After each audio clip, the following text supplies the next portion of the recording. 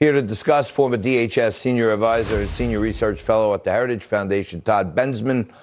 Also with former senior advisor to DHS under Mayorkas and Maryland congressional candidate Bernie Flowers.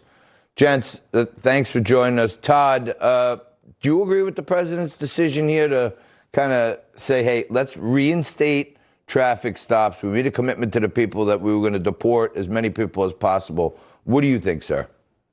Yes, that's his priority. It's his prerogative to have mass deportations.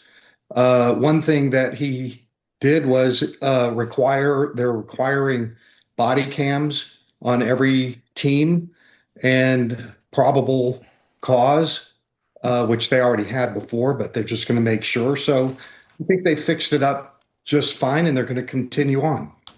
Got it. Bernie, in your view, do ICE operations with traffic stops reinstated, does that offer a net positive for America's safety in your view? Law enforcement officers have a sworn duty to protect American citizens. That's what they're paid for. They raise their right hands just like I did back in 1987.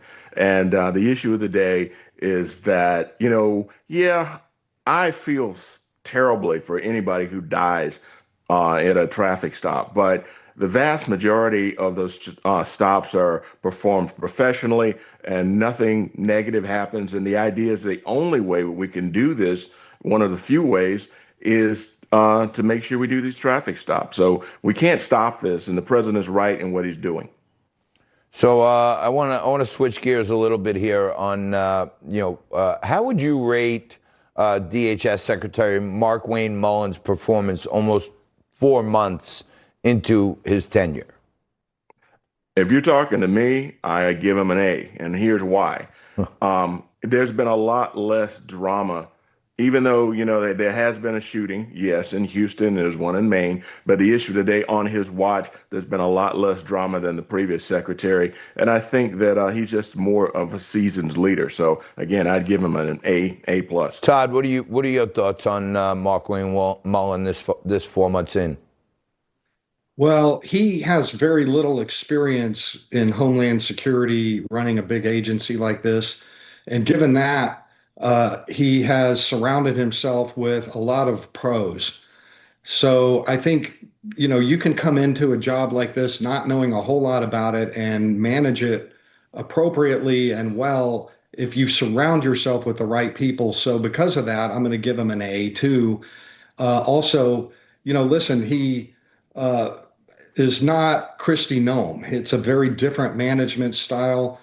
He's not noisy, loud, out there, posing for media cameras, and has really calmed things down, turned the heat down, which I think was necessary to maintain public support for the program.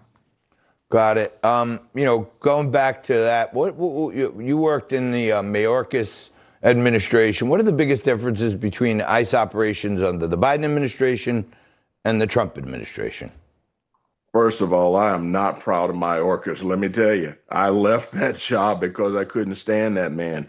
But the issue of the day is, from being on the inside, I really felt like we weren't doing the best for the American people. For example, we brought all these people into the United States, and we told the American people that we vetted them, and we did a poor job of it, a very, very, very poor job. And that happened on my watch. And remember, while that was happening, most of the federal government was working from home during COVID. We were forcing people to work from home. So there basically wasn't enough people to vet all these folks that we brought in here, and now we're stuck with them.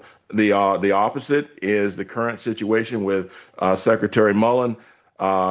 We have a professional cadre there that's making things happen and carrying out the president's orders. And if you notice, the border problems that we were having had pretty much gone away. So we got to get those folks out of here. But I put my trust in the president. They're doing the right thing. Yeah, Todd, I'm going to give you the last word on this. I don't think they've pretty much gone away. I think they're gone. I think the border crossings are down to, recently reported like to almost zero some days. So Yeah. What do you think the difference is between the previous administration and what Trump and his team are doing now? I mean, it's night and day. Listen, I spent 4 years straight pretty much down there on that border and in 6 countries south of it with the immigrants just pouring over all around me, thousands just pouring over every time. You go to the border today and there's nothing happening. If somebody starts to cross, all the guys that are on patrol down there go, oh my God, something's happening. Let's run. Everybody runs to the thing that's happening. Nobody is being released into the country. Under Mayorkas, 250,000 a month were being released into the country, and now it's zero. It's like you could not possibly see a sharper contrast between the two administrations. And by the way, it didn't take a big comprehensive immigration reform or a Senate bill or addressing root causes or any of that stuff. It was just simply turn them around, all of them, let nobody in, and that's all it took. It was over the very first day. Yeah. Sounds simple. Shut the door. We're closed right now. But hey, great stuff, guys. Thanks so much. Todd Bensman, Bernie Flowers. Appreciate you guys. Thanks. Thanks for having us.